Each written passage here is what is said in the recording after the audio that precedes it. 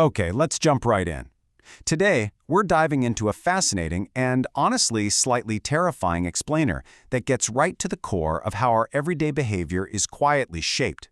We're unpacking the invisible architecture of social control. This is the story of Michel Foucault's Panopticon, and I promise you, by the time we wrap up this explainer, you are going to look at the world around you, and even your own actions, completely differently. Right, so picture this for a second.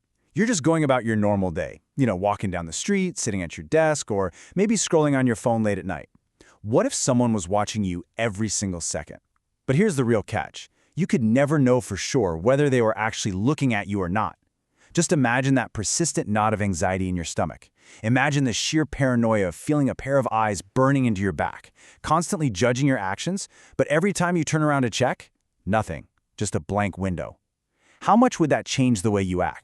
Now let's take that chilling thought one step further. What if, over time, that external watcher vanished entirely? Like they're just gone. What if you no longer even needed a watcher because you started watching yourself? This is the profound, kind of disturbing twist we're exploring today. It's that exact moment when surveillance stops being something that happens to you and starts being something you do to yourself. To understand how this massive psychological shift happens, we need to look at Section 1, Bentham's circular prison. So, the Panopticon. It was this revolutionary 18th century prison designed by the philosopher Jeremy Bentham. And what's really wild about this is how literal the concept of total surveillance started out. Long before it became this grand, sweeping philosophical theory about society, it was literally just ink on a page. It was a physical, architectural blueprint designed to perfectly, efficiently control human beings. Let's actually build this architecture in our mind, step by step. And as you can see in the animated blueprint we're showing here, the geometry is striking. Step 1. The prison is built in this vast circular shape. Step 2. The prisoners are put into cells that run all along that outer edge, keeping them completely isolated from one another. And Step 3. Right dead in the center of this massive ring stands a single, tall watchtower. It's a highly efficient setup. A single guard could just sit inside that darkened tower, slowly turning, and observe absolutely every single prisoner illuminated in that outer ring. But the absolute genius, and let's be real, the total horror of Bentham's design is this one detail. The prisoners could always see that tower looming in the center of their world, but because of how the light and shadows were cleverly arranged, they could never, ever know if the guard was actually watching them at any given moment. Maybe he was staring right at them, or maybe he wasn't even in the tower at all. But that uncertainty, it never left. And because of that paralyzing uncertainty, the prisoners started to discipline themselves. They were literally forced to behave as if they were constantly being watched 24/7. Which brings us nicely to Section 2, Foucault's societal insight. We're pivoting from literal prison walls to a much grander metaphor. So let's jump forward in time and see how this idea evolves. We start in the 18th century with Bentham designing the physical panopticon. But then we fast forward nearly 200 years to 1975. The renowned French philosopher Michel Foucault publishes his super famous book, Discipline and Punish. And Foucault, he looked back at Bentham's old architectural drawings and saw something way, way bigger than just some forgotten prison system. Foucault argued that the Panopticon wasn't just a quirky prison design. He actually viewed it as the ultimate model for understanding modern society itself. He proposed that this terrifying setup, the central tower, the constant feeling of unseen eyes, the self-correction, that is actually the hidden blueprint for how our entire modern world operates. It wasn't just built for criminals, it was built for all of us. Let's dig into what that actually looks like today in Section 3, the modern Panopticon.